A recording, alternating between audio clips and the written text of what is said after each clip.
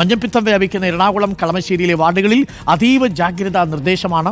ഇന്ന് രാവിലെ 11 മണിക്ക് 10, 12, 14 വാർഡുകളിൽ മെഡിക്കൽ ക്യാമ്പ് നടത്തും. ആളുകൾ ഒന്നിച്ചു ചേർന്ന ഒരു ചടങ്ങിൽ നിന്നാണ് രോഗം പടർന്നത് എന്നാണ് പ്രാഥമിക നിഗമനം. കിണറിലെ വെള്ളത്തിൽ നിന്നാണ് രോഗം ഇപ്പോൾ പടർന്നിരിക്കുന്നത്.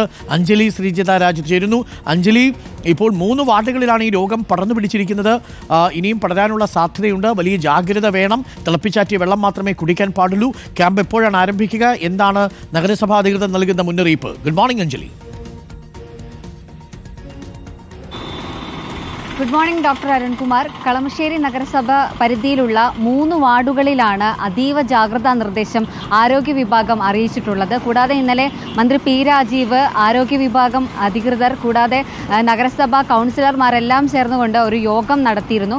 ഇതിൻ്റെ ഭാഗമായിട്ടാണ് ഇന്ന് കളമശ്ശേരിയിലെ 10, 12, 14 വാർഡുകളിൽ, അതായത് ഇവിടെയാണ് ഈ മഞ്ഞപ്പിത്ത വ്യാപനം സ്ഥിരീകരിച്ചിട്ടുള്ളത്. അതിനാൽ തന്നെ ഈ വാർഡുകളിൽ ഇന്ന് മെഡിക്കൽ ക്യാമ്പ് തുടങ്ങും. 11 മണിക്കായിരിക്കും മെഡിക്കൽ ക്യാമ്പ് ആരംഭിക്കുക.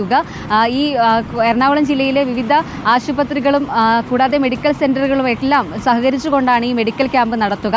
ഈ 10, 12, 14 വാർഡുകളിൽ ഏകദേശം 13 പേർക്കാണ് ഈ മഞ്ഞപ്പിത്ത ബാധ സ്ഥിരീകരിച്ചിട്ടുള്ളത്.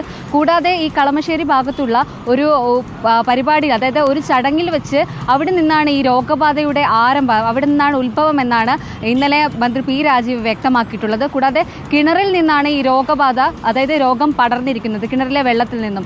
ഇത് കൂടാതെ തന്നെ ഈ കളമശ്ശേരി ഭാഗത്തുള്ള വിവിധ ചില ഹോട്ടലുകളിൽ നിന്നും കൂൾബാറുകളിൽ നിന്നുമൊക്കെ ഭക്ഷണം കഴിച്ചവർക്കും ഇത്തരത്തിൽ രോഗബാധ സ്ഥിരീകരിച്ചിട്ടുണ്ട്. ഇതിന്റെ ഭാഗമായിട്ട്, അതായത് വെള്ളത്തിൽ നിന്നും ഐസിൽ നിന്നുമൊക്കെയാണ്. കൂൾബാറുകളിൽ നിന്ന് വെള്ളം കുടിക്കുന്നവർ, അതേപോലെ നിരത്തുകളിൽ നിന്ന്, താങ്ക് യു അഞ്ജലി, വെള്ളം കുടിക്കുന്നവരിൽ നിന്ന് ഒക്കെ പ്രത്യേകം ശ്രദ്ധിക്കുക. ഇവിടെയൊക്കെയുള്ള വെള്ളം മലിനപ്പെടാനുള്ള സാധ്യതയുണ്ട്.